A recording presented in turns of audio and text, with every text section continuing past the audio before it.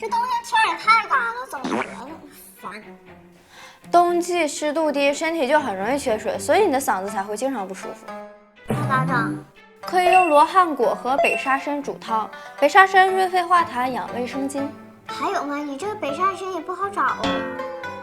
也可以用陈皮干，陈皮所含的挥发油可以促进支气管的扩张，可以很好的起到止咳的效果。陈皮泡水也能有效的促进食欲。明白。但是枇杷和青梨是不是也行啊？我记得你好像之前说过。可以是可以，但是来，你告诉我现在哪有卖枇杷的？一天天就整那些没用的，告诉你咋整就让你说来得，老虎不发威，你当我 Hello Kitty 啊？我咋的了？